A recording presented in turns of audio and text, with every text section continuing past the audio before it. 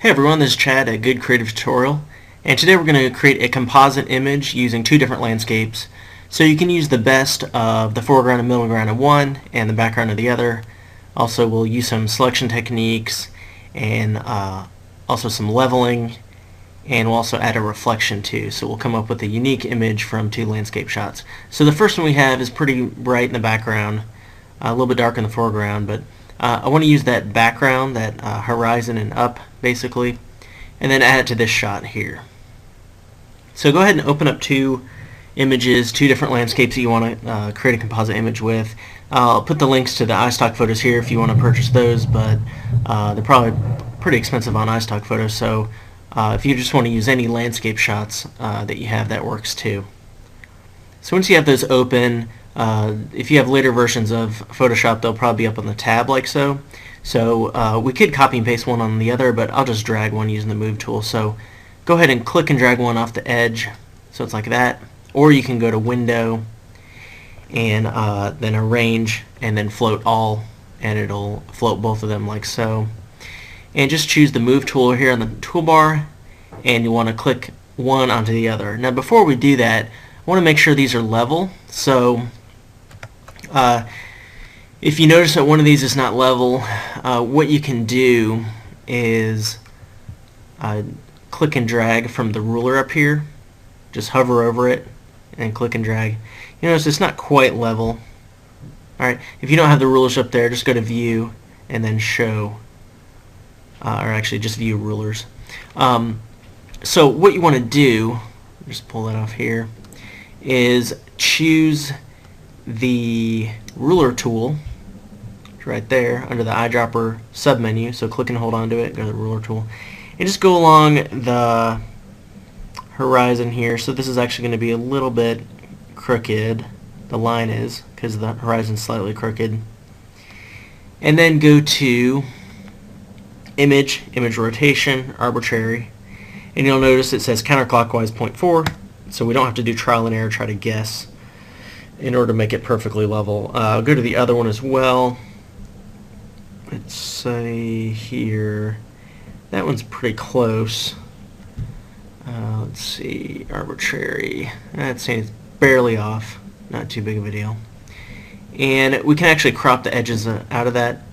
If you just go to the crop tool and click and drag around it like so, and just double clicking on the inside. We'll do the same thing here, just so we don't have that solid color border. Alright, now that we have this leveled, choose the move tool and click and drag one on top of the other. And you notice one's a little bit larger resolution, or just a larger file. So what we need to do is click and drag and hold shift to maintain the same proportion, something like that. So you don't want it to be smaller, but you don't want it to be too much larger either. So something like that. So it covers up the space. Hit enter to apply that change, and see how we have a background layer here.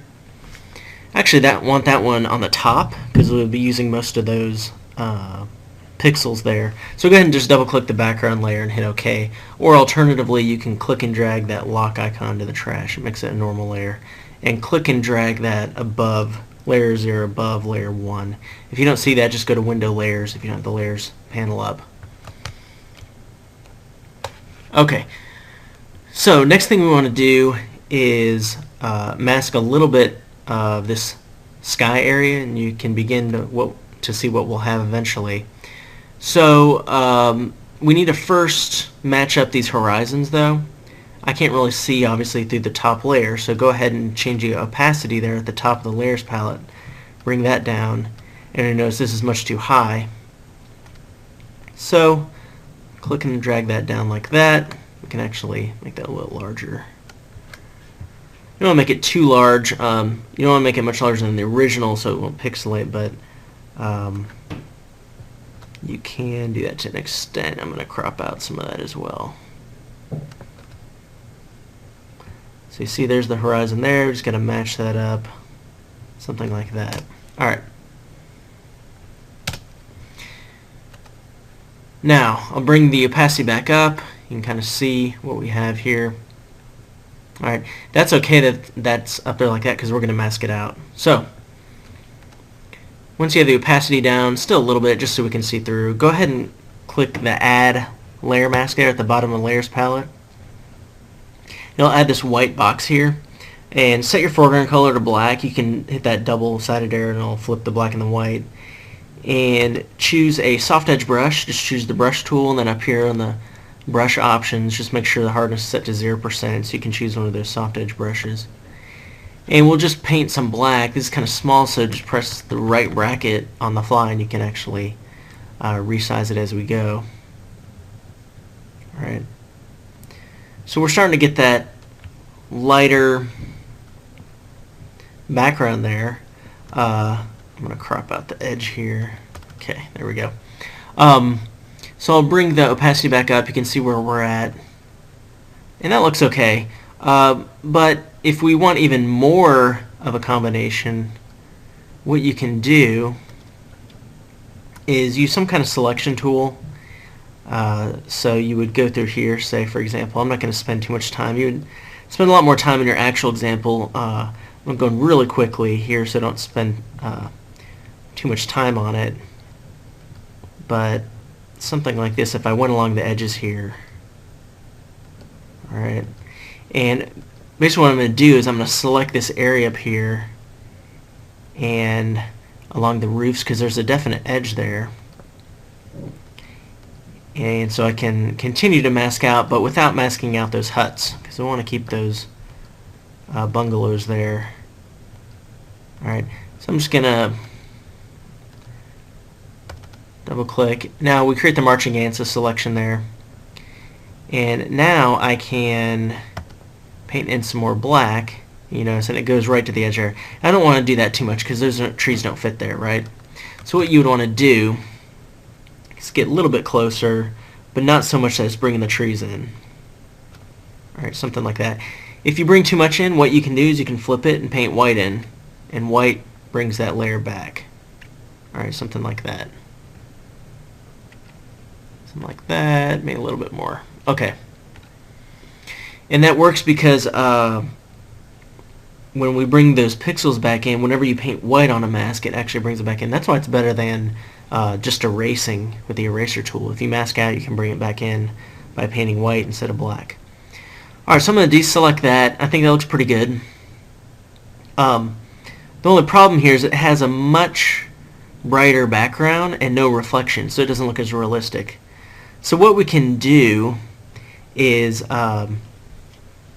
take this layer 1 on the bottom, press Ctrl J or Command J on the Mac, and that will duplicate this layer.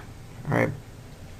So what you can do after that is choose the Move tool, make sure you have Show Transform Controls selected, and you can actually turn it upside down.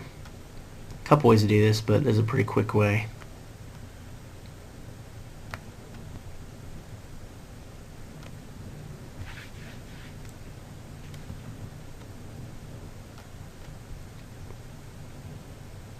Something like that. I'm going to drag it to the top, the very top. Alright. And so we're going to want this reflection to match up. And so something like that. You can set the opacity a little bit lower so you can see through. And I think I'm going to move it down a little bit. And what we want to do is mask out the edges.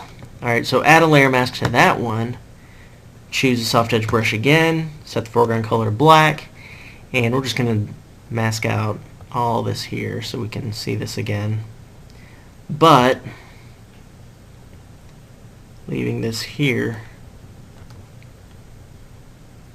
like so, a reflection there. Now it's a little bit strong though because it's covering up, so what we need to do is change the layer blending mode, and you can experiment with a bunch of different ones. You can do something like overlay, multiply, might work, linear burn. So you can kind of see, I'm just pressing the down arrow and it's changing the layer blending mode. Alright, pin light looks pretty good on that example. The opacity, you can bring it up and it's much too strong, but when you bring it up, that gives you a chance to mask out more if you have some areas we need to mask out, but you can bring it back down, maybe 75% or something like that. And then we have our final image. What we've done is we've taken a brighter, more interesting background and sky, added it, and then masked out certain areas of it, and then added a reflection. It's just a mirror image, and then adjusting the layer blending mode of that new layer so it looks more realistic because it would have a reflection there from the sky. So that's how you make a composite landscape photo from two different images. Thanks.